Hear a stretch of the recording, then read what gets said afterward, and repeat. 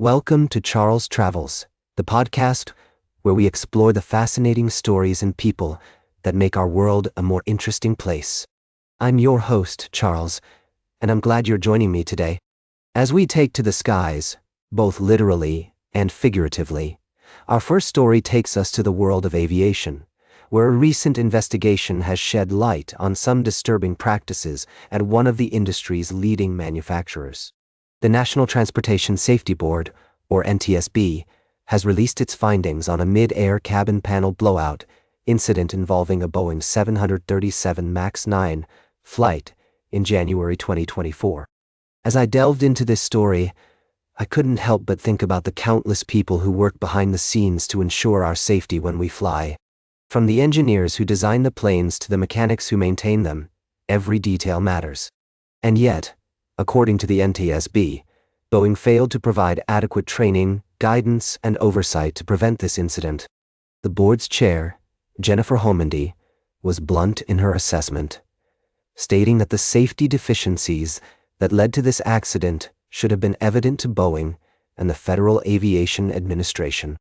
It's a sobering reminder of the importance of accountability and transparency in the aviation industry.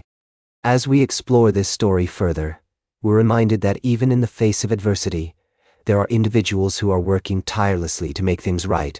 New Boeing CEO Kelly Ortberg has his work cut out for him, but it's clear that he's committed to strengthening safety and quality across the company's operations. As we take a break from this story, I want to leave you with a thought. The next time you board a plane, take a moment to appreciate the people who have worked tirelessly to ensure your safety. From the pilots to the flight attendants, every person plays a critical role in getting you to your destination safely. We'll be right back with more fascinating travel adventures on Charles Travels. Welcome back to Charles Travels, dear listeners. I hope you're enjoying the journey so far. As we continue to explore the stories that shape us, I want to take you to a place where memories are made and emotions run deep. Today, we're going to talk about the power of young love and how it can stay with us long after we've grown up. You know, I was thinking about my own childhood the other day, and I realized that some of the most formative experiences I had were the ones that involved crushes and first loves. There's something about that time in our lives when everything feels so intense, so all-consuming. And for many of us, it's the books we read during that period that help us make sense of it all. That's exactly what happened to Nova Weetman, a Melbourne writer who joins us today to talk about her own experiences with young love and how it inspired her to write her latest book, Sonny Tess. As she reflects on her childhood, Nova takes us back to the 1980s, when she devoured books like Sweet Dreams and Sweet Valley High. These series, with their beautiful protagonists and dramatic storylines, became a sort of Bible for her generation.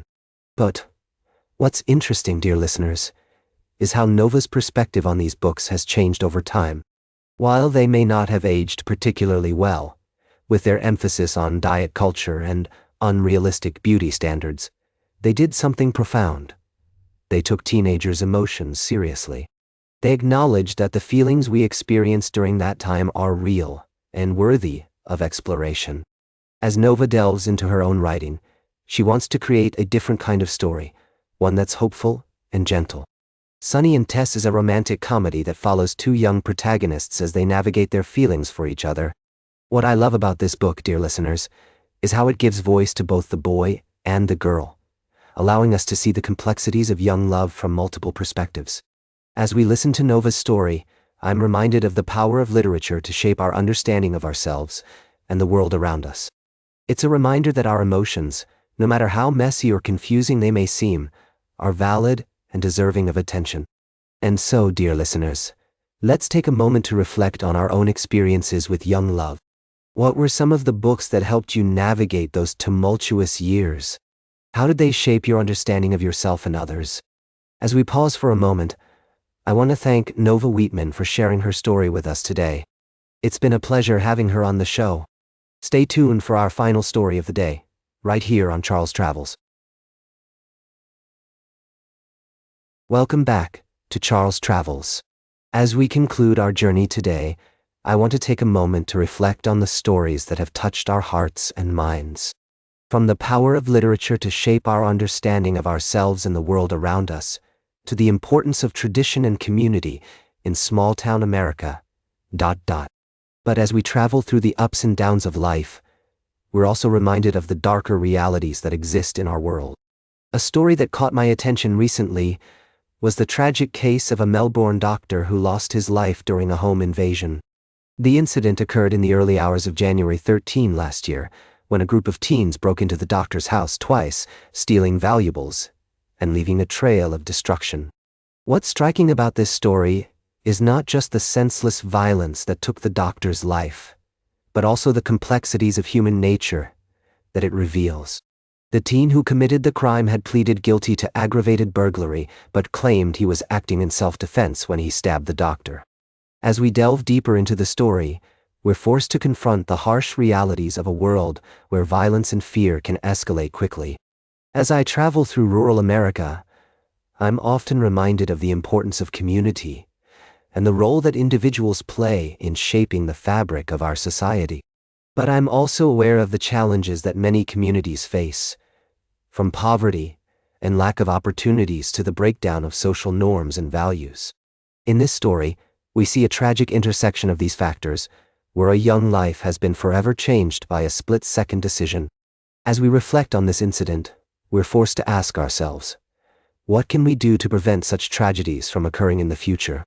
How can we create safer, more supportive communities that nurture young people and provide them with positive role models and opportunities? These are questions that don't have easy answers, but they're essential to our growth as individuals and as a society. As we travel through life, we must be willing to confront the complexities and challenges that we face, and to seek out solutions that promote understanding, empathy, and compassion. As we conclude today's journey, I want to leave you with a thought. What can we do in our own communities to make a positive difference?